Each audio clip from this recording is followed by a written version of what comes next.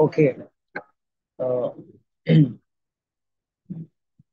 so, shall we start with today's class? है ना? शुरू करते हैं. We're already late, and I think we should start now. Sir before that before that I have a query. जो It's आप okay. आपने आज जी जो वीडियो भेजा है ना, जिसमें है कि राम अच्छा गाता है, तो जी जी. वर्ब ऑब्जेक्ट तो अच्छा तो वर्ब नहीं है, अच्छा तो ऑब्जेक्ट नहीं है ना। Correct, correct, correct. तो हम उसको कैसे सब्जेक्ट ऑब्जेक्ट एंड वर्ब। तो राम गीत गाता है, मेक सेंस कि वो हाँ ऑब्जेक्ट है, या गीत या एक ऑब्जेक्ट है। तो क्या अच्छा भी ऑब्जेक्ट की वो श्रेणी में आएगा? चलिए, इट्स गुड दैट कि आपने वो वीडियो देखा है, क्योंकि मुझे पहले यही डाउट था कि कितने लोगों ने देखा होगा. आपने देखा, इट मीन्स गुड, क्योंकि तभी आपको समझ आएगा आज का क्लास. बेसिकली वो मैंने हमेशा हर सेंटेंस पे रूल नहीं बताया था. सिर्फ आपको समझाने के लिए मैंने बताया था कि सब्जेक्ट ऑब्जेक्ट और वर्ब को मिलाकर हम सेंटेंस बनाते हैं. तो जैसे आपने बोला राम गीत गाता है, तो उसमें गीत ऑब्जेक्ट बन जाएगा. कुछ सेंटेंस होते हैं जहां पर कि जो ऑब्जेक्ट की तरह वर्ड नहीं आ रहा है, वो सिर्फ जो हमारा वर्ब है उसको डिफाइन कर रहा है. जैसे राम अच्छा गाता है, तो अच्छा डिफाइन किसको कर रहा है? गाने को. वो कैसा गाता है? अच्छा गाता है. तो इस तरीके से भी सेंटेंस बनाए जा सकते हैं. तो मैं सिर्फ आपको ये बताना चाह रहा था किस किस तरह से हम सेंटेंस बना सकते हैं. मेन मेरा मोटो आपको वो बताने का था. है ना? चलिए, किस किस ने वीडियो अच्छा, देख लिया है नॉर्मल जी? नॉर्मल कोर्स में तो वो विशेषण भी हो सकता है ना। हाँ जी, हो सकता है. आप उसमें जाएंगे, हम उसमें डीप में जाएंगे. बिल्कुल, वो वो संज्ञा सब आपको समझ विशेषण। आएगा. तो आपको सब समझ आएगा. अभी मैंने एकदम, क्योंकि ऑलरेडी बहुत सारे टिपिकल टर्म्स हो गए थे, इसलिए ज्यादा मैं अगर सब कुछ ही अभी बता देता फिर तो बात ही नहीं होता कुछ. Gradually will go there. जी, जुकोब जी कुछ कह रहे हैं, कहिए. सर, जेंडर समझने की आवश्यकता के उपयोग किस तरह से होगा? देखिए, जेंडर की संस्कृत लैंग्वेज में आवश्यकता टिपिकली जेंडर से नहीं है. संस्कृत में क्या चलता है, हम किसी व्यक्ति को नहीं पकड़ते, किसी पर्टिकुलर चीज को नहीं पकड़ते कि ये स्त्रीलिंग है या ये पुल्लिंग है. हम हम्म। शब्दों को पकड़ते हैं. ये ओके। पर्टिकुलर टर्म, ये पर्टिकुलर वर्ड पुल्लिंग है, ये हम्म। पर्टिकुलर वर्ड स्त्रीलिंग है, ये हम्म। पर्टिकुलर वर्ड नपुंसक लिंग है. और ऐसा क्यों करते हैं? क्योंकि आगे जाके जब हम सेंटेंस बनाएंगे, तो एक हम्म। पूरा फॉर्मेट बना है कि अगर कोई सा शब्द पुल्लिंग है तो उसका हम्म। यूज ऐसे ऐसे ऐसे ऐसे होगा, अगर कोई शब्द स्त्रीलिंग है तो उसका यूज ऐसे ऐसे ऐसे होगा. तो फर्स्ट ओके। चीज हमारे लिए इम्पोर्टेंट ये है कि हमें पता होना चाहिए वो वर्ड कौन से लिंग में जाता है, उसका यूज उधर. उसका यूज बराबर। जेंडर से पर्टिकुलर इससे नहीं है कि हम किसी चीज को डिफाइन कर दे कि ये जेंडर है. वो वर्ड से है, वो वर्ड वर्ड को हम डिफाइन करते हैं. बराबर। उसका जी.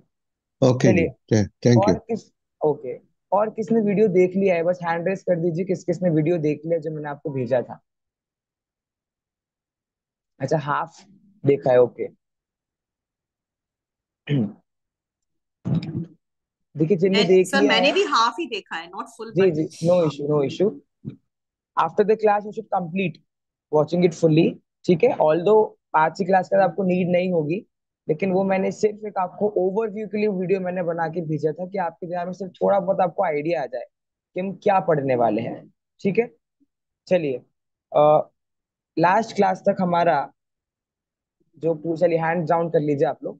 लास्ट क्लास तक हमने ये पूरा डिस्कस कर लिया था, और हमारा पूरा ये तरीका हमने देखा कि लेटर्स कैसे होते हैं, उन लेटर्स से मिलकर के वर्ड्स कैसे बनते हैं, और वर्ड्स में स्वर कैसे होता है, व्यंजन कैसे होता है. ऑल दैट थिंग हमने अभी तक लास्ट क्लास में देख ली है. अब बेसिकली हमारी जो बारी है, वो हमें देखना है कि अब हम आ जाएंगे हमारी सेकंड स्टेप पे, जो है सेंटेंस मेकिंग. कि हमें सेंटेंस कैसे बनाने हैं. तो एक बार वीडियो का मैं आपको बता देता हूँ बेसिक बेसिक क्या उस वीडियो में था, और आपको थोड़ा समझ में आएगा हम क्या कहना चाहते हैं. ठीक है. I just want your focus. Focus आप सबको यहाँ रहेगा तो आप समझेंगे. ओनली हैंड रेस करिए, डाउट होगा तो मैं आपको सारे डाउट्स आपके लूंगा. ठीक है. मैं यहाँ से बोर्ड शेयर कर रहा हूँ.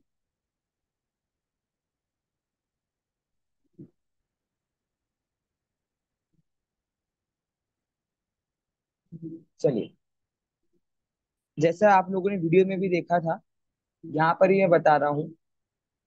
किसी भी सेंटेंस को बनाने के लिए हम तीन चीजों की हेल्प लेते हैं.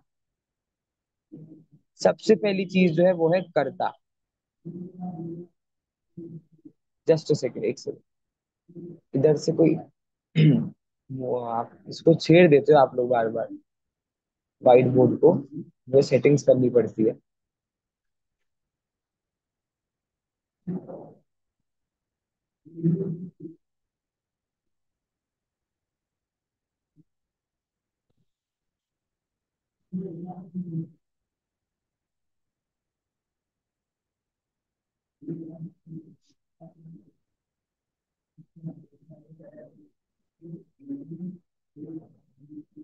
चलिए,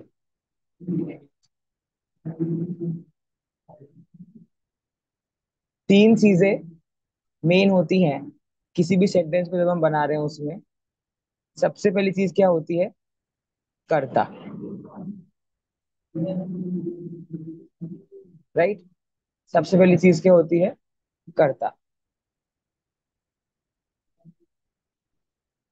प्लस उसमें हम क्या जोड़ते हैं? तो उस कर्ता में हम एक चीज जोड़ते हैं जिसका नाम क्या बताया था मैंने? कर्म। कर्ता प्लस कर्म प्लस तीसरी चीज होती है क्रिया। कर्ता, कर्म और क्रिया। अब जिन लोगों ने वीडियो देख रहे हैं मैं उनसे थोड़ा पूछता हूँ कि उनको क्या पता है इन तीन टर्म्स के बारे में। सौरभ जी बताइए, कर्ता किसे कहते हैं? सबसे इंपॉर्टेंट चीज है ये, किसी भी लैंग्वेज में बताइए। सर, कर्ता सब्जेक्ट है जो काम करने वाला है। ठीक है। किसी भी, वेरी गुड। कोई भी काम, कोई भी सेंटेंस हो रहा है तो किसी न किसी रीजन से कोई सेंटेंस हम बोल रहे हैं। अगर मैं मेरा नाम भी बता रहा हूँ तो उसमें एक नाम बताने वाली चीज हो रही है। तो जो भी सेंटेंसेस बन रहे हैं उन सभी सेंटेंसेस के पीछे क्या है? कोई ना कोई रीजन, ऑब्वियस रीजन से है। ठीक है। तो उस सेंटेंस में जो उस रीजन को कर रहा है, या जो मेन फैक्टर उस सेंटेंस का है, जो उसका हेड है, या जो काम करने वाला है, उसे हम कहते हैं कर्ता। किसी भी सेंटेंस में कोई ना कोई काम होता है कि नहीं होता? कुछ सेंटेंसेस बोली किसी रीजन से रहे ना हम। तो उस सेंटेंसेस में जो उस काम को कर रहा है, जो उसको पूरा डिफाइन कर रहा है, उसे हम कहते हैं कर्ता। Got that? ठीक है। अब जुकोब जी बताएंगे कर्म किसे कहते हैं। चलिए, कर्म के पहले आप बताइए क्रिया किसे कहते हैं? क्रिया किसे कहते हैं? क्रिया जो काम हो रहा है या वर्क, उसे क्रिया कहते हैं। ठीक है, वेरी गुड, है ना? अब और हमने उससे पैसे और उसे चलिए, ठीक है ठीक है, इतना अभी डिटेल चलेगा क्योंकि हमने सबसे पहले क्या देख लिया भैया? कर्ता देख लिया, कि जो काम कर रहा है वो कौन है? कर्ता। अब जो काम कर रहा है वो सेंटेंस इटसेल्फ सेज कि कोई ना कोई काम भी हो रहा है। अकेले काम करने वाला होगा और काम नहीं होगा, ऐसा चलेगा क्या? ऐसा नहीं चलेगा। तो एक काम कर रहा, करने वाला है। तो जो काम करने वाला उसको हमने बोल दिया कि भाई काम करने वाला तो कौन है? कर्ता। और जिस पर्टिकुलर काम को वो कर रहा है, उस सिचुएशन में, उस सिनेरियो में जिस काम को वो कर रहा है, उस काम को हम कह देते हैं क्रिया। ठीक है। अब ममिता जी बताएंगी कि कर्म क्या होता है। कर्म ऑब्जेक्ट होता है जो कर्ता। अभी उसका भी एकदम ऑब्जेक्ट मत बोलो, आप तो ओके। मुझे समझाओ कि व्हाट इज कर्म। हाँ, जो कर्ता जो काम करता है वो किस चीज से करता है? ठीक है। अच्छा, कर्म का रिलेशन कर्ता से है कि क्रिया से है? कर्म का रिलेशन क्रिया से है। वेरी गुड, है ना? हमें जब हम कर्म की बात करेंगे तो हमारा फोकस यहाँ क्रिया पे होना चाहिए।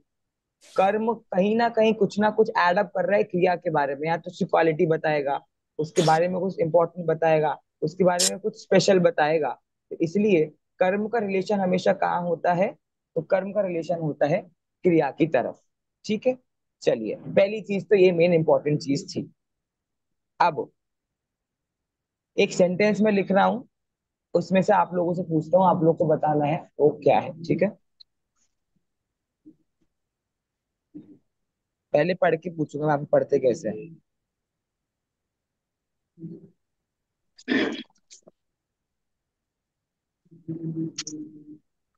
किसी का माइक अनम्यूट है वो म्यूट कर लीजिए।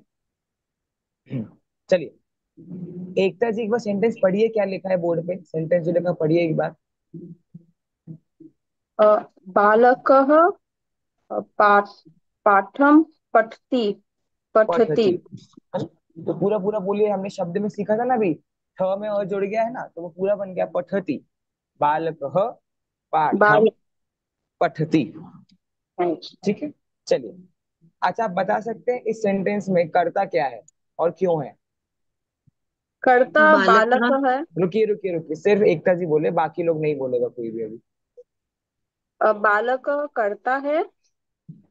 अ, क्यों पठती क्यों क्यों? क्रिया। नहीं, रुक जाइए, क्योंकि बालक करता क्यों है? वो मेन हेड है, वो करने वाला है। करने वाला है, ठीक है। हेड वगैरह तो मैंने आपको समझाने के लिए बोला है, बट वैसे आपको पता क्या होना चाहिए कि बालक पाठम पठती, सबसे पहले उस सेंटेंस का आपको हिंदी मीनिंग निकालना है। अब वो हिंदी मीनिंग निकालना हमें कैसे आएगा? प्रैक्टिस। प्रैक्टिस जितना हम करेंगे उसके अकॉर्डिंग हमें हिंदी मीनिंग निकालना भी संस्कृत से आ जाएगा, बाकी तो हम सीख ही रहे हैं। राइट। बालक पाठम पठती में यहाँ पर सेंटेंस का मीनिंग क्या निकल रहा है? तो सेंटेंस का मीनिंग निकल रहा है बालक, बालक, कोई भी बच्चा, कोई भी बालक, पाठम, पाठ को, इसे हम चैप्टर कहते हैं या सब्जेक्ट कहते हैं, पाठ को, पठती मतलब पढ़ रहा है। बालक पाठ पढ़ रहा है या बालक पाठ को पढ़ रहा है। चलिए, गुड। और जैसा एकता जी ने बोला कि बालक जो है वो काम कौन कर रहा है? वो बालक काम कर रहा है। अच्छा, आप लोगों ने एक रूल पे ध्यान दिया था कि नहीं? मैंने वीडियो में आपको चीज बताई थी कि अगर आप कौन से क्वेश्चन पूछोगे सेंटेंस से, कौन, तो आपको कर्ता मिल जाएगा। जैसे सेंटेंस क्या है हमारे पास? बालक पाठम पठति। अब मैंने क्वेश्चन पूछा, मतलब इसका हिंदी मीनिंग क्या है? बालक पाठ पढ़ता है। अब मैंने क्वेश्चन पूछा कौन पाठ पढ़ता है, तो आंसर क्या आएगा? कौन पाठ पढ़ता है? तो बालक पाठ पढ़ता है। तो मेरा आंसर जो है ना, कौन, कौन को इंग्लिश में क्या कहते हैं आप लोग? कौन मतलब हु, राइट? तो उसका आंसर जो आ रहा है सेंटेंस में, उसे हम कहते हैं क्या? करता। तो बालक पाठम पठति, बालक पाठ पढ़ता है। कौन पाठ पढ़ता है? तो कहते हैं बालक पाठ पढ़ता है। तो बालक करने वाला हो गया, उस पाठ को पढ़ने वाला कौन है? इसमें काम क्या हो रहा है? पढ़ना। उस पढ़ने वाला कौन है? तो बालक पढ़ने वाला होने से बालक हो गया हमारा कर्ता। Very good. चलिए, पूनम जी बताइए इसमें क्रिया क्या है सेंटेंस में, बताइए। क्रिया है सर पठती। क्यों? सर क्योंकि वो कार्य हो रहा है ना, पढ़ रहा है बच्चा, रीडिंग हाँ, कर रहा है। पढ़ना क्या हो गया? काम हो गया। तो बालक काम करने वाले था, इसलिए बालक था करता। बालक कौन सा काम कर रहा है? तो वो पढ़ रहा है। एक और रूल मैंने आपको इस वीडियो में बताया था कि अगर आप क्वेश्चन पूछोगे बालक क्या कर रहा है, ठीक है, क्या कर रहा है आप क्वेश्चन पूछोगे, तो इस सेंटेंस का आंसर जो आएगा पाठ पढ़ रहा है। बट मैंने आपको एक चीज बताई थी कि आपको बालक को एक अलग सेक्टर है आपकी सेंटेंस का, पाठम अलग सेक्टर है, और पठती, तीनों अलग अलग अलग है। आपको पाठम पठती को जोड़ना नहीं है, बालक को पाठ के साथ जोड़ना नहीं है, तीनों वर्ड अलग अलग है। बालक को हमने कह दिया करता, बालक क्या कर रहा है? तो बालक पठती, बालक पढ़ रहा है। तो इसलिए वो पढ़ना काम हो गया, वो हो गई क्रिया। चलिए, सुशील जी बताएंगे। बताइए सुशील जी कि इस सेंटेंस में कर्म क्या है और क्यों है? कर्म जो है पाठ। क्यों? क्योंकि कर्म जो है वो पाठ जो है वो एक तरह से आउटपुट है जिसके किसका? लिए बालक काम कर रहा है। इसको आपको बालक से जोड़ना है कि पठती से जोड़ना है? पठती कर्म से को आप जोड़ना है। पठती, तो आप ऐसा बोलिए, पाठ आउटकम जो है, लेकिन किसका है? तो वो पठती, पढ़ने का है, पठती तो का। वो पढ़ रहा है। क्या पढ़ जी। रहा है? पाठ पढ़ रहा है। पाठ तो सिग्निफाइंस किसको कर रहा है? वो डिफाइन किसको कर रहा है? पाठ। तो पठती पाठ। मतलब क्रिया को डिफाइन करने से वो क्या हो गया? कर्म हो गया। चलिए, इस तरह से आप लोग एक सेंटेंस में आपने ये तो समझ लिया कि कर्ता क्या होता है, कर्म क्या होता है, क्रिया क्या होता है। अब आगे से आपके सामने कोई भी संस्कृत का वर्ड आए, तो आपको सबसे पहले पता करना है कि इस वर्ड में कर्ता क्या है, क्रिया क्या है, कर्म क्या है। अब इसमें भी थोड़ा समझने वाली बात है, कुछ कर्ता फिक्स करता है, कुछ अलग अलग है। तो ग्रेजुअली हम उसको समझेंगे, अभी मैं आपको मोटा मोटा बता रहा हूँ, ठीक है। चलिए आगे बढ़े। अब मैंने आपको बता दिया कि हम पता कैसे करेंगे, हमें संस्कृत में जानना कैसे है, क्या क्या चीजें हैं। वापिस से मैं स्टार्टिंग पे आ जा रहा हूँ। तीन चीजें क्या बोली थी हमने? कर्ता, कर्म और क्रिया। बालक कर्ता, पाठम कर्म, पठती क्रिया। अब ध्यान दीजिए सभी लोग। मैंने आपको बताया था संस्कृत में जो कर्ता और कर्म होते हैं, इनको किसी सेंटेंस में यूज करने के लिए जो स्टडी हमें करना होता है संस्कृत में, उस टॉपिक का नाम क्या बताया था? किसी को पता है? क्या बताया था मैंने वीडियो में? जिनने वीडियो देखी कोई बता सकता है हैंड रेस करके? चलिए कोई बात नहीं, मैं बता, हाँ रिजोकोप जी बोल रहे हैं। अच्छा रुक शब्द जाइए, रूप। जी जी, very good very good very good, शब्द रूप। बट ऐसे एकदम मत बोलिए, मतलब मैं देख नहीं पाता हूँ कौन बोल रहा है। ठीक है, वेरी गुड। कर्ता और कर्म को स्टडी करने के लिए संस्कृत लैंग्वेज में जो हमें पढ़ना है उसका नाम होता है शब्द रूप। क्या बोला? शब्द रूप। शब्द रूप के माध्यम से, शब्द रूप एक मीडियम है जिसके थ्रू हम सीखेंगे कर्ता कैसे कैसे क्या क्या होता है, कर्म कौन कौन कैसे कैसे क्या क्या होता है, ये चीज। ठीक है, अब उसके बाद हमारा, अभी शब्द रूप को सीखने के लिए सबसे पहली स्टेप जो रहती है, जो हम सीखेंगे, अगर हमारे पास टाइम बचेगा आज की क्लास में, नहीं तो नेक्स्ट क्लास में हम उसको टॉपिक रखेंगे, जिसका नाम होता है कारक चिन्ह। शब्द रूप को सीखने के लिए हमें क्या सीखना है? तो शब्द रूप को सीखने के लिए हमें जो स्टडी करना है सबसे पहले, कारक चिन्ह। अच्छा, आप में से तत्व ज्ञान पाठमाला किस किस ने पढ़ ली तो उसमें आपने षटकारक नाम का चैप्टर तो पढ़ा होगा, है ना? तो कहीं ना कहीं उसी रिलेशन में ये चीज भी आती है। ठीक है, चलिए, कारक चिन्ह, ये हो गया हमारा कर्ता कर्म के बारे में बात। ठीक है, अब हम करेंगे हमारे क्रिया के बारे में बात, कि भैया क्रिया को स्टडी कैसे करते हैं। सिर्फ हैंड रेस करना है, बताना नहीं है। वीडियो जिनने देख ली है उनको पता होगा कि क्रिया को स्टडी करने के लिए संस्कृत में हम क्या स्टडी करते हैं। रुक जाइए, ओनली हैंड रेस, कोई बोलना मत प्लीज। कोई नया हाथ नहीं दिख रहा मुझे। हाँ जी, ज्योति और राजेश जी ने हैंड रेस किया है, बताइए। अ, धा धातु। धातु रूप, वेरी गुड वेरी गुड। जिस प्रकार से शब्द, कर्ता और कर्मों को पढ़ने के लिए हम शब्द रूप पढ़ते थे, वैसी क्रिया को पढ़ने के लिए जो चीज हमें संस्कृत में इंपॉर्टेंट है उसका नाम है धातु रूप। जैसे मैंने आपको अभी बताया कि शब्द रूप को पढ़ने के लिए सबसे पहले हमें क्या पढ़ना है, तो सबसे पहले हमें पढ़ना है कारक चिन्ह। उसी प्रकार धातु रूप को समझने के लिए हमें सबसे पहले क्या पढ़ना है, तो सबसे पहले हमें पढ़ना है इस धातु रूप के लिए लकार। क्या कहते हैं? लकार। ठीक है, अब इतनी बात हमारी हुई। ठीक है, थोड़ा सा कुछ और बातें मैं आपको बताता हूँ, फिर हम आगे बढ़े। आपने कई बार सेंटेंसेस देखे होंगे संस्कृत में, कुछ सेंटेंसेस बोल रहे हैं, ये कैमरे बहुत कम लोगों के ऑन है तो मुझे मजा नहीं आता पढ़ाने में, इतना डीप टॉपिक हम पढ़ रहे हैं तो आई एक्सपेक्ट कि लोग कैमरा ऑन करें। हाँ जी, नेहा जी का डाउट है, बोलिए नेहा जी। भैया अभी आपने मेरा मिस हो गया, आपने बोला था ना क्रिया को स्टडी करने के लिए संस्कृत में धातु रूप है, और फिर आपने लकार का क्या बोला था? जैसे हमने शब्द रूप को देखने के लिए, शब्द रूप पढ़ने के लिए सबसे पहले हमें क्या सीखना है, कारक चिन्ह। उसी प्रकार धातु रूप को सीखने के लिए हम लकार, लकार को सीखते हैं संस्कृत में। अच्छा, आपने कई बार संस्कृत में देखा होगा, एक सेंटेंस लिखा है रामः पठति, ठीक है, और वहीं कहीं कहीं लिखा होता है रामः पठन्ति। ठीक है, चलिए स्क्रीन शेयर करके आपको बता दूं थोड़ा सा। अच्छा, ऐसा आप में से कोई जिसने आज तक संस्कृत बिल्कुल ही देखी ही नहीं है, कहीं पर पढ़ी हुई है, कुछ पता ही नहीं उसको बिल्कुल ही, ऐसा कोई है आप में से? होगा भी तो अब नहीं रहेगा वो ऐसा, अब आपको सब आ जाएगा। चलिए, एक सेंटेंस लिख रहा हूं मैं आपके सामने जिसमें लिखा है रामः पठति।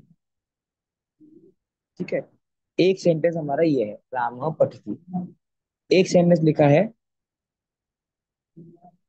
रामेण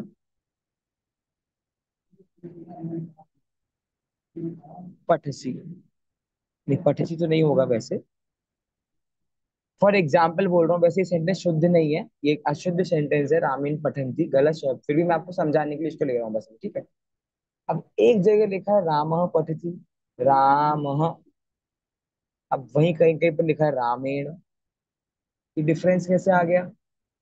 एक जगह लिखा है पठति, क्रिया पठति है ना, पठति क्रिया है, एक जगह लिखा है पठंती, ये डिफरेंस क्यों आ गया? ये डिफरेंस जो आ रहा है कर्ता में या क्रिया में, इसका रीजन है शब्द रूप और धातु रूप अलग। पहले सेंटेंस का मीनिंग है राम पढ़ता है, और सेकंड सेंटेंस का मतलब है राम से पढ़ता है। वापिस ध्यान दो, मैंने क्या बोला, पहले सेंटेंस का मतलब क्या निकल रहा है, राम पढ़ता है, राम पठती। और सेकंड सेंटेंस का मतलब क्या निकल रहा है, राम से, राम से पढ़ता है। तो ये जो बीच में राम से पढ़ता है आ गया ना से, तो उस से के लिए राम की जगह हमने यूज किया रामेण। समझ आया आपको?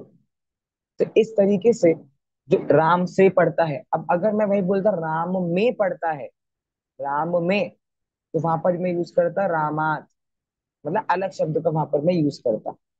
ठीक है? तो इस तरह से अलग अलग मीनिंग निकलते हैं। जितने मीनिंग होते हैं उतनी मीनिंग्स के अकॉर्डिंग पर क्या निकलता है, जितने ज्यादा मीनिंग होते हैं उतने ज्यादा हम सेंटेंसेस बना सकते हैं। इसीलिए बोल रहे हैं कि अलग अलग प्रकार शब्द रूप और धातु रूप हमको सीखना पड़ता है, जिसको हम यहाँ पर सीख रहे हैं। अब एक और चीज मैं आपको ये बताना चाहता हूँ यहाँ पर कि कितने तरीके की मीनिंग सर सेंटेंस में। बिफोर दैट एक डाउट है सर, जी सॉरी। जी जी। पठंती प्लूरल में नहीं आता क्या? निपठंतित मैंने इसलिए बोला था, सेंटेंस इनकरेक्ट है, सिर्फ आपको अच्छा, समझाने के लिए मैंने वो लिखा था। It's okay. गुड, आप पकड़ पा रहे हो, इट्स गुड, मुझे लगा कोई कैच नहीं करेगा, गुड। अब कितनी तरह से सेंटेंस के मीनिंग निकल सकते हैं, ठीक है? तो आज हम सिर्फ कर्ता को फोकस में रख के बात करेंगे, अभी क्रिया वगैरह सब आप हटा दो, ठीक है? आज हम सिर्फ कर्ता को सीख रहे हैं। कर्ता को सीखने के लिए हमें क्या सीखना पड़ेगा, शब्द रूप। आप लोग सिर्फ लिपसिंग कीजिए, मैं समझ जाता हूँ आप लोग बोल रहे हैं कि नहीं। क्या सीखेंगे कर्ता के लिए, शब्द रूप। शब्द रूप के लिए हम सबसे पहले क्या सीखेंगे, कारक चिन्ह। तो आज का टॉपिक हमारा सिर्फ कारक चिन्ह है, उसको मैं आपको बता रहा हूँ। वापिस I want all your attention here only. आप में से कोई भी इधर उधर ध्यान दोगे तो आप अटक जाओगे बीच में, ठीक है?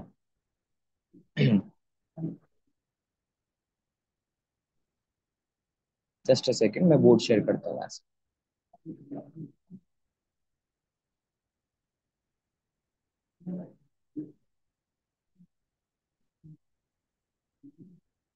चलिए,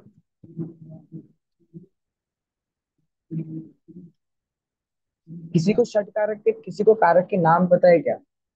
हैंड रेस कीजिए, किसी को कारक के नाम पता हो तो किसी को। चलिए, नहीं पता है, सर ये कोई वो बात है नहीं। क्या, कर्ता ने कर्म को जी करण जी से? जी जी जी, वही है वही है वही है। ओके। चलिए, कारक चिन्ह हेडिंग आप लोग डाल लीजिए, साथ साथ में नोट्स बनाते जाइए तो आपको हेल्प रहेगा, ठीक है? जो आपको पूरा एक कोर्स भेजा था वो अभी आप थोड़ा सा साइड में रख दीजिए।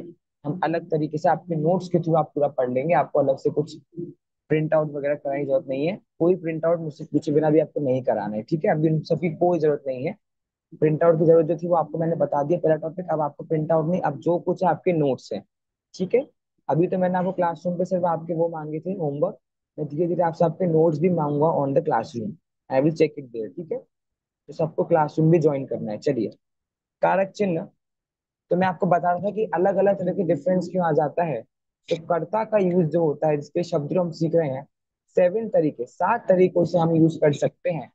इसको हम कहते हैं 7 कारक होते हैं। कितने कारक होते हैं संस्कृत में, 7 कारक होते हैं। उन 7 कारक के नाम मैं लिख रहा हूँ लाइन से, जितने एट टाइम बोर्ड पे आ जाएंगे उतने लिखता हूँ, ठीक है?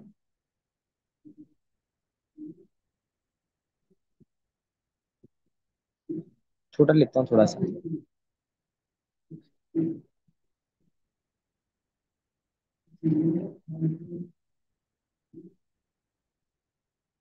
कर्ता ने कर्म को, कर्ता ने कर्म रुकिए को रुकिए, कर्म से। ये सब मुझे एक्चुअली म्यूट करना पड़ेगा सबको, आई गेस।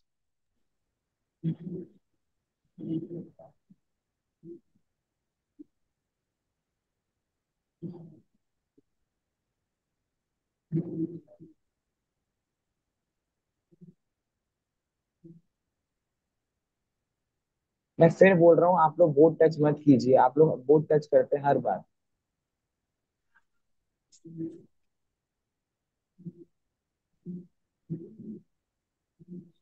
कर्ता ने कर्म को करण से, देखिए जिनके नीचे मैंने अंडरलाइन किया है उसको आपको अंडरलाइन करना है। कर्ता ने मैंने ने के नीचे अंडरलाइन किया है। कर्म को में मैंने कर्म को अंडरलाइन किया है। करण से को मैंने से के नीचे अंडरलाइन किया है। कर्ता ने, एक के नीचे कोई पैराग्राफ स्टाइल में नहीं लिखेगा इसको, एक के नीचे एक लिखना है आपको, ठीक है, नो पैराग्राफ स्टाइल में नहीं लिखना। कर्ता ने कर्म को करण से। अब एक चीज और आप करो, कर्ता के आगे आप जोड़ लो प्रथमा विभक्ति। देखिए मैं शॉर्ट फॉर्म में लिख रहा हूँ, प्रथमा के लिए प्र, विभक्ति के लिए वो। संस्कृत में शॉर्ट फॉर्म में ऐसे लिखते हैं, प्रथमा विभक्ति कर्ता के लिए। कर्म को डेडिकेट किया हमने कौन सी विभक्ति, द्वितीया विभक्ति। करण में आएगी तृतीया विभक्ति।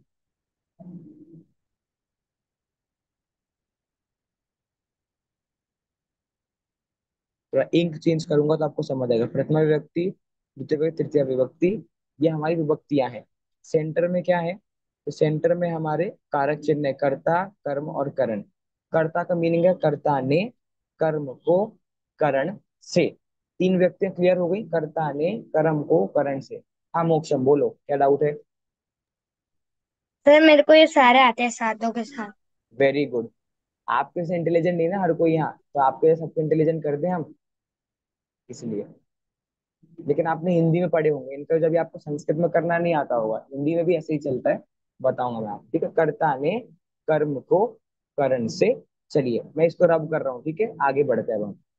मोक्षम हैंड डाउन कर लो से। अब देखिए ध्यान से, एक सेकंड।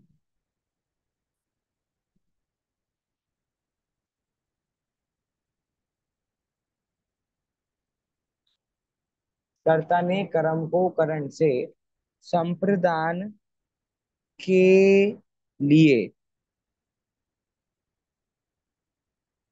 कर्ता ने कर्म को करण से संप्रदान के लिए।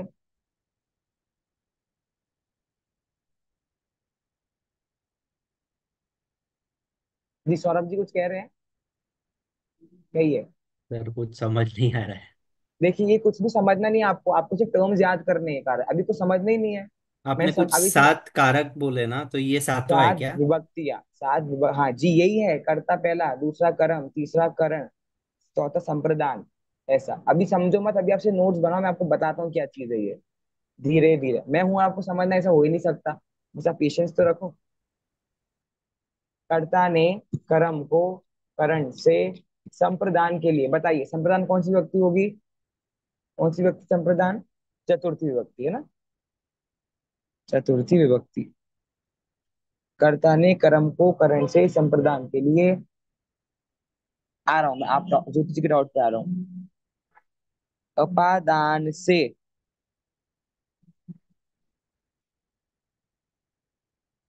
पंचमी विभक्ति।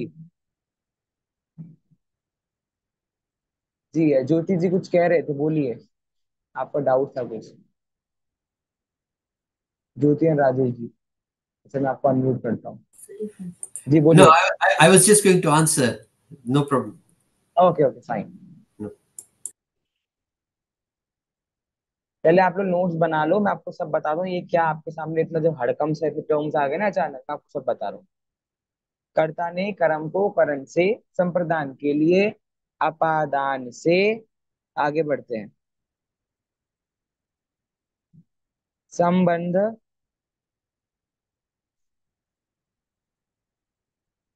का की के, संबंध का की के, कौन सी व्यक्ति हो जाएगी यहाँ पर, षष्ठी विभक्ति है ना, षष्ठी। कोई छठी व्यक्ति नहीं बोलेगा, छठी नहीं होता है संस्कृत में, षष्ठी होता है, षष्ठी विभक्ति। अब मुझे लगता है आपको षष्ठी लिखना अब आ जाना चाहिए, क्योंकि आप लोग वर्णमाला पढ़ चुके हो। नहीं आता हो तो मुझे बताना, मैं लिख लूंगा। षष्ठी विभक्ति नहीं आता है, मैं बताता हूँ। श ष ठी, षष्ठी। षष्ठी विभक्ति लिखना आता है कि वो बता दूं, वि भ क ती।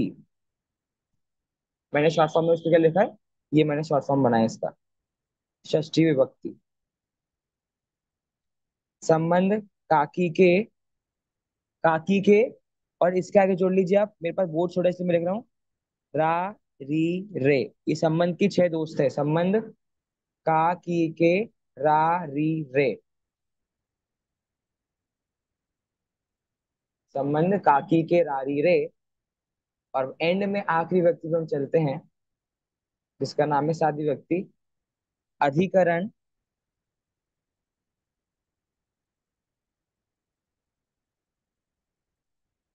अधिकरण में पे पर में पे पर। अधिकरण में पे पर विभक्ति कौन सी? सप्तमी विभक्ति।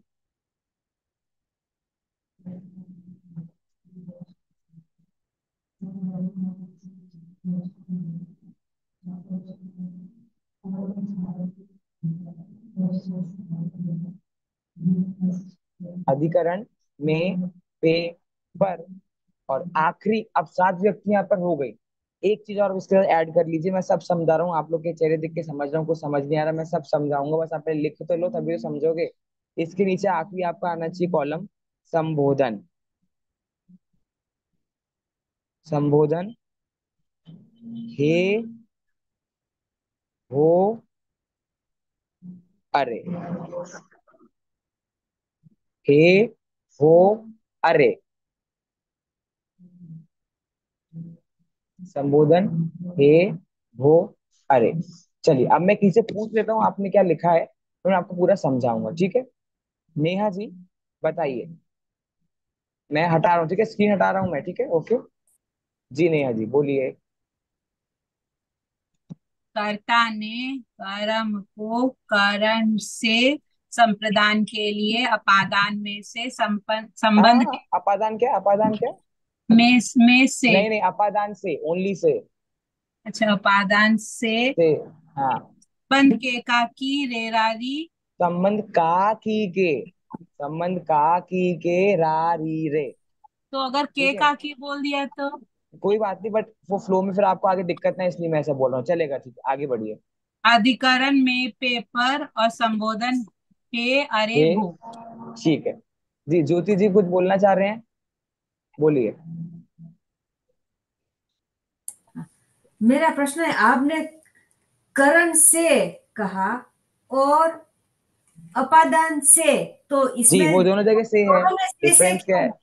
वेरी गुड, मैं आ रहा हूँ डिफरेंस पे, आ रहा हूँ धीरे धीरे। पहले बाकी बता दूं ये चीज क्या है। अब मैं आपको बताता हूँ हमने क्या सर बला इतनी एक और सारी अभी। बात, सर जी संबोधन जी। जो है वो अष्टमी विभक्ति होगी क्या? नहीं नहीं नहीं नहीं नहीं, वो कोई उसमें कोई विभक्ति नहीं विभक्ति होती। नहीं है? जी नहीं है, कोई विभक्ति नहीं है संबोधन में। Okay okay. जी कल्पेश जी कुछ कहना चाह रहे हैं, बोलिए कल्पेश जी। मेरा खाली एक कि ज- कर्ता कर्ता आपके ने वो हाँ जी। जी जी जी बाद बोलिए। में कर्म को, इज इट कर्म, KARM, कर्म लाइक म कर कर्म वो ना, क, कर्म। कर्म, उसे कर्म ऐसे तोड़ के नहीं पढ़ो ना आप लोग, हलन हाँ थोड़ी ना, उसमें पूरा है कर्म। कर्ता हाँ, ने बट समझाने के लिए कई बार कर्म बोल देते हैं, बाकी it's कर्म। कर्ता ने कर्म को करण से कर्म ऐसे। को, और जी करण है ना, करण से। जी करण करण करण। अच्छा, वो कर्म और करण में मेरा थोड़ा कंफ्यूजन था। Okay okay, no problem. ठीक है, ठीक है थैंक्स। ठीक है, ओके। चलिए अ, अब आपको बताता हूँ मैं ये क्या चीज है भैया। मैंने आपको पहले ही बताया था, जो सेंटेंस में कर्ता और कर्म यूज होते हैं ना, वो 7 टाइप्स के मीनिंग्स में यूज हो सकते हैं। सेंटेंसेस जितने भी आपके बनेंगे, अगेन फोकस ये मुझे आप लोगों का, जो भी सेंटेंसेस बनेंगे उसमें कर्ता कर्म और क्रिया होगा। अभी क्रिया हमने कुछ नहीं देखा, क्रिया को हटा दो आप, बचा क्या? कर्ता और कर्म। तो जो कर्ता कर्म होंगे वो 7 टाइप्स ऑफ मीनिंग में यूज हो सकते हैं। पहला मीनिंग है कर्ता ने, मतलब राम ने। कर्ता ने राम ने। अगर कहीं पर आ गया राम ने, तो आप समझ जाना यहाँ पर कौन सा कारक है। पहला कारक है कर्ता ने, ठीक है। कहीं पर आ गया राम को। राम को मतलब कौन सा कारक है? दूसरा, द्वितीय। कर्ता ने कर्म। अभी बोलो मत आप लोग, माइक म्यूट रखो सब लोग, सिर्फ मैं बोलूंगा अभी, ठीक है। सौरभ जी थोड़ा समझ आ रहा है क्या चल रहा है? 7 तरीके की मीनिंग है।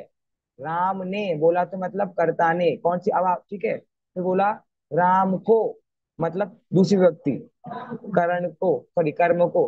मैंने बोला राम से, राम से, तो कौन सी व्यक्ति आ रही है? तीसरी।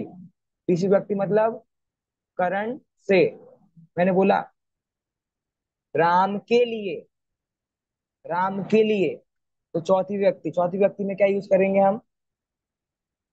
ठीक है।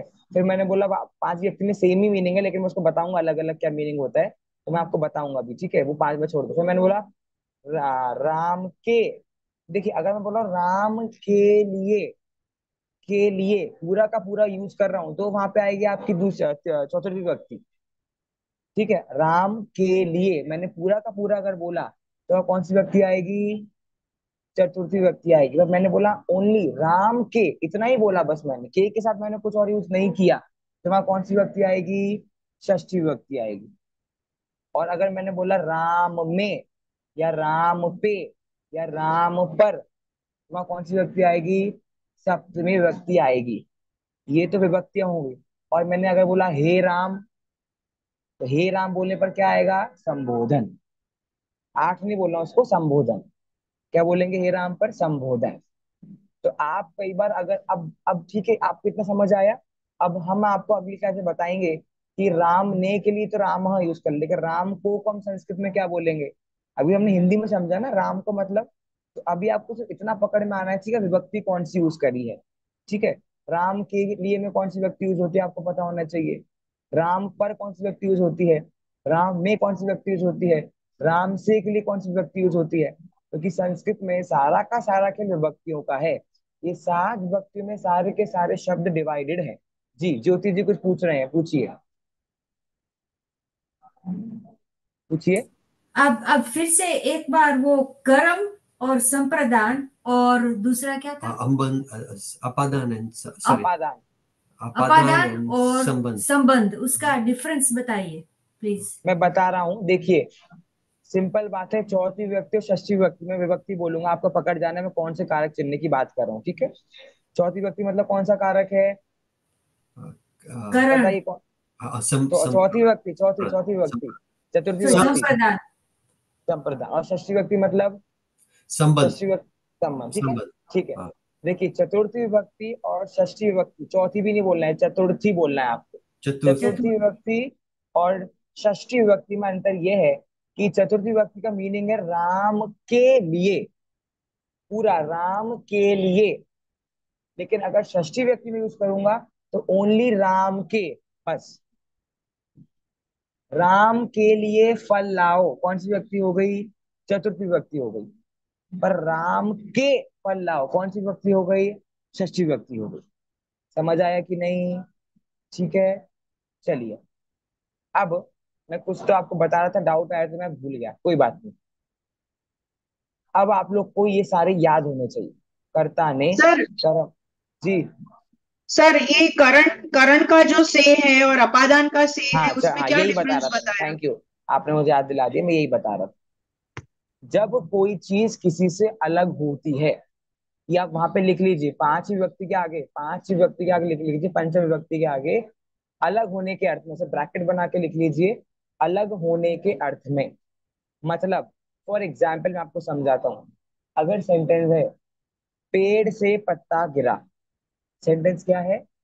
पेड़ से पत्ता गिरा। अब वो पत्ता, लीफ, उस पेड़ से अलग हो गई कि नहीं हो गई? अलग हुई कि नहीं हुई? अलग हुई। तो जहां पर भी से का यूज तो किया जा रहा है, लेकिन उस से के साथ में अलग होने के अर्थ में उसका मीनिंग आ रहा है, तो वहां पर आपको कौन सी व्यक्ति समझ जाना है? तृतीया की पंचमी? पंचमी। और अगर अलग नहीं हो रही है, ठीक है, जैसे मैं मेरी माता से मिलने जा रहा हूँ, माता से मिलने जा रहा हूँ, तो यहाँ पे कुछ अलग हो रहा है क्या? नहीं हो रहा है। तो इसलिए यहाँ पे कौन सी व्यक्ति आएगी? तृतीया। ठीक है, लेकिन अगर मैंने देखी सेंटेंस बोला माता से दूर जा रहा हूं, अगर मैंने ये बोला माता से दूर जा रहा हूं, तो अलग होना हो गया कि नहीं हो गया? दूर जाने में अलग हुआ कि नहीं हुआ? माता से मैं हुआ ना, उनके साथ थोड़ी ना हुआ, अलग हो जाऊंगा दूर चला गया तो वहां पर पंच विभक्ति आ जाएगी।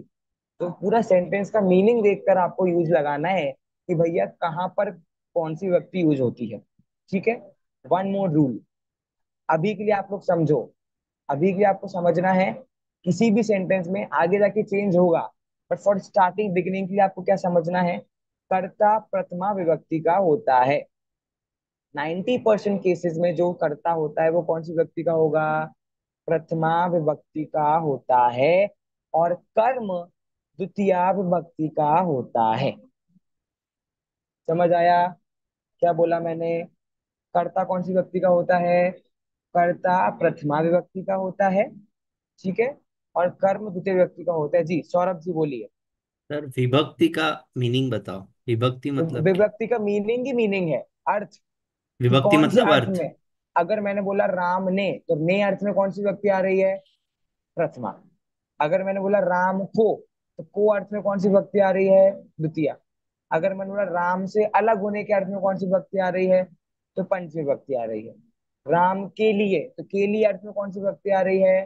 तो क्या बोला मैंने? कौन सी व्यक्ति आएगी? चतुर्थी व्यक्ति आएगी।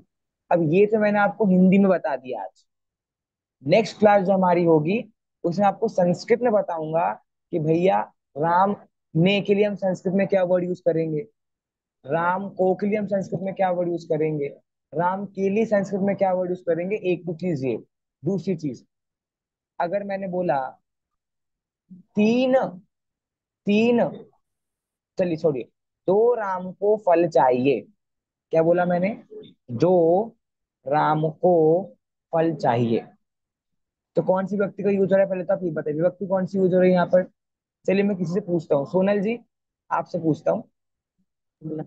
दो सेंटेंस मेरा है, दो राम को फल चाहिए। बताइए कौन सी व्यक्ति का सेंटेंस है ये? दो राम को अर्थ में कौन सी व्यक्ति आती है? को विभक्ति को कौन सी है? हाँ आपने नोट्स बनाए कि नहीं? हाँ नोट्स बनाए हैं? देख के बताइए। तृतीया को अर्थ में द्वितीय थोड़ी ना है। कर्ता ने कर्म को, करण से, करण है तृतीय में तो कर्म को द्वितीय व्यक्ति। तृतीया बोला मैंने। Okay correct then. हाँ अच्छा, अगर मैं बोल रहा हूँ राम को तो भी द्वितीय यूज हो रही है, और दो राम को तो भी द्वितीय यूज हो रही है, ऐसा कैसे पॉसिबल है? तो जिन्होंने वीडियो देखी उनको पता होगा, उसमें आपको मैंने बताया था तीन वचन होते हैं। वचन मतलब नंबर्स, ठीक है। एक वचन, द्विवचन और बहुवचन। अब आपको नेक्स्ट क्लास में क्या पढ़ना है, कैसे पढ़ना है, उसका एक मैं आपको पूरा इंट्रोडक्शन दे रहा हूँ, ठीक है। अब क्लासेस मिस करने का आपको रिस्क लेना नहीं है, ठीक है। अब हम मेन टॉपिक पे घुस गए हैं, ठीक है। आपका पूरा एक ऐसा चार्ट बनता है, यहाँ पर आप लिखेंगे विभक्ति, ठीक है। अभी आपको बनाना नहीं है, सिर्फ मैं आपको समझा रहा हूँ, बनाना नहीं है, अभी नेक्स्ट क्लास का काम है, अभी मैं समझा रहा हूँ। यहाँ पे आपके तीन सेक्शन बन जाएंगे, एक वचन, द्विवचन और बहुवचन। अगर एक राम, अगर सिंगुलर किसी की बात है, ओनली एक इंसान की बात है, तो वो इस कैटेगरी में आएगा, एक वचन कैटेगरी में आएगा, ठीक है। समझ आया? एक कोई है तो एक वचन कैटेगरी में। अगर मैंने बोला दो राम आ रहे हैं, दो सीता आ रही हैं, दो देखिए कौन लाइन पहले से खींच रहा है? मैंने आपको कितनी बार बोला बोर्ड आपको टच नहीं करना है, फिर वही बात। या तो आप लोग पढ़ा लो ऐसा है तो। चलिए, और मुझे यहाँ पे नाम दिखते हैं कौन लाइन खींच रहा है। हाँ, अगर मैंने बोला दो राम आ रहे हैं, ठीक है, क्या बोला? दो राम आ रहे हैं, तो द्विवचन हो जाएगा। तो कोई भी दो संख्या में कोई भी काम, दो डिजिट्स में कोई भी, दो नंबर में कोई काम हो रहा है, डिजिट्स नहीं sorry, two numbers, two as single number, तो वो किस में आ जाएंगे? द्विवचन में आ जाएंगे, ठीक है। समझ गए? और तीसरा, अगर दो से ज्यादा कुछ भी है, इवन तीन भी अगर है, तीन राम हो गए, तो वो किस कैटेगरी में जाएंगे? वो जाएंगे बहुवचन की कैटेगरी में।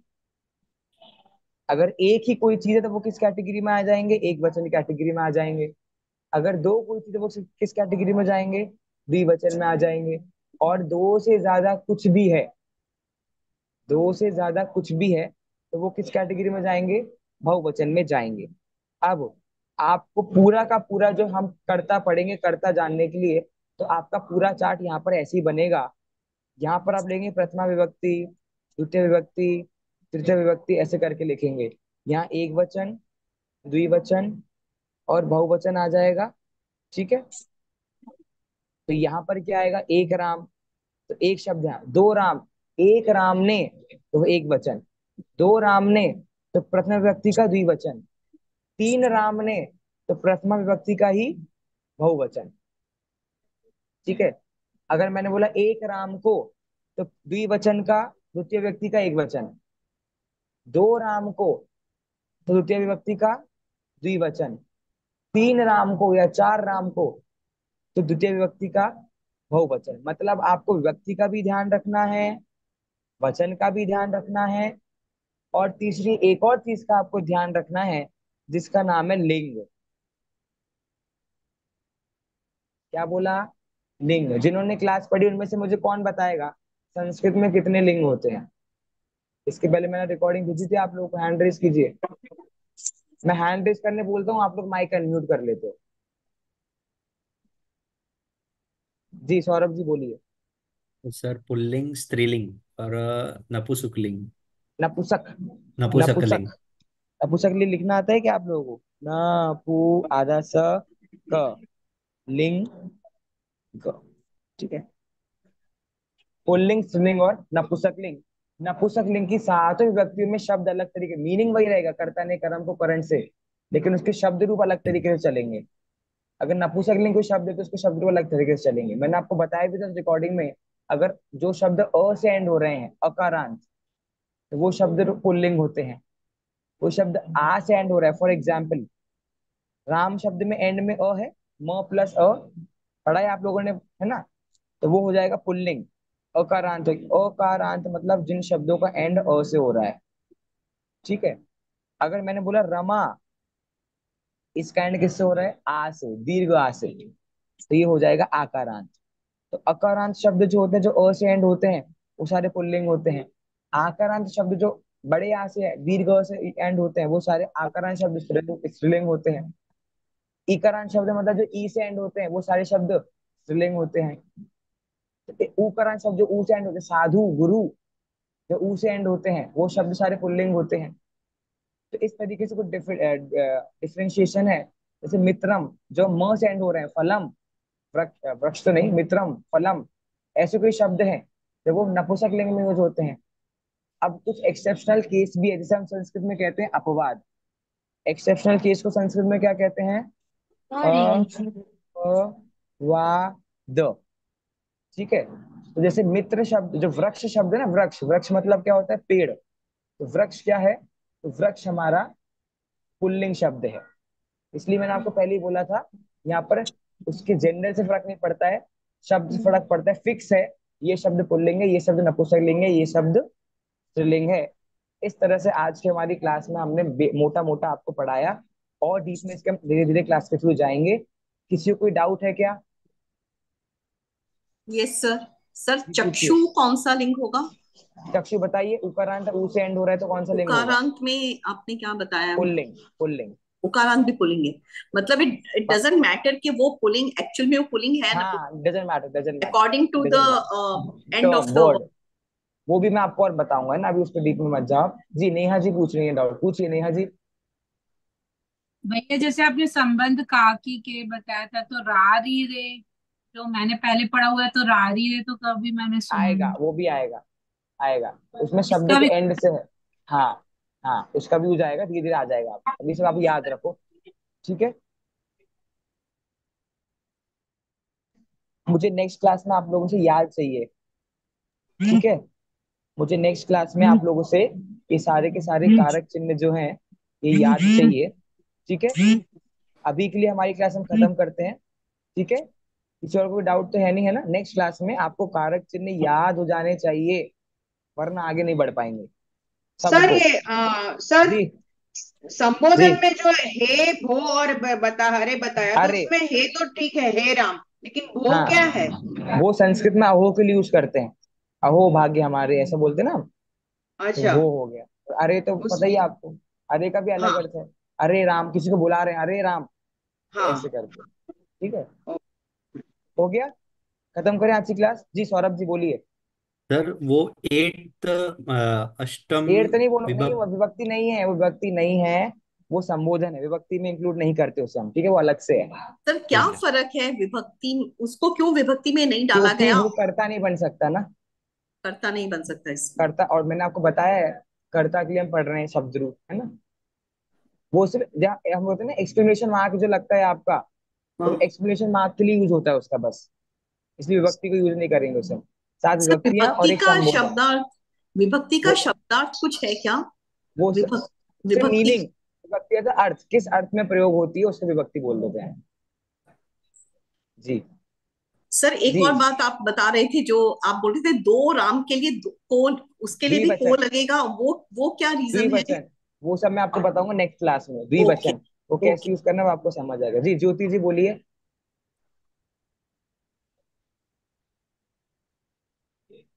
हाय बोल। हाँ, अभी अभी आपने विभक्ति का कोई अर्थ नहीं है बताया, और वचन, लेकिन देखो हमारी मातृभाषा गुजराती है, तो आप शब्द का अर्थ थोड़ा एक्सप्लेन करो तो हमको अच्छा समझ में आ वचन जाए। सिंपली मीन्स कित काउंटिंग, हाँ इफ वन सिंगुलर पर्सन को हम इंडिकेट कर रहे हैं तो एक वचन, हाँ, if two people, two things you are yes. indicating, then it's द्विवचन, and if it's more than two then it is बहुवचन। तो ठीक है, विभक्ति इसमें विभक्ति इसमें is क्या है? nothing, विभक्ति is just in the meaning of, if you, which विभक्ति will you अच्छा, use in the meaning of ने, प्रथम विभक्ति you will use in the use of को, द्वितीय विभक्ति you will use। ठीक है, ओके, तो इसका कोई वर्ड ऐसा वर्ड पर्टिकुलर मीनिंग नहीं है, वो सिर्फ संस्कृत में यूज होता है, इसलिए उसको हमने यहाँ पर लिया है। आभार, ठीक है, थैंक यू, यस। ओके, तो shall we conclude our class for today, है ना। नेक्स्ट संडे सबको याद होना चाहिए फॉर श्योर। सबसे मैं पहले सुनूंगा फिर हम आगे बढ़ेंगे। ठीक है, okay, take care, thank you, जय जिनेंद्र। थैंक यू क्लास एंड कर सर, दीजिए। Thank you. Thank you thank you sir. Sir, जय जय जिनेंद्र। जिनेंद्र। जय जय जय। जिनेंद्र, जय जय जिनेंद्र। जिनेंद्र सबको। That was a very fast lesson.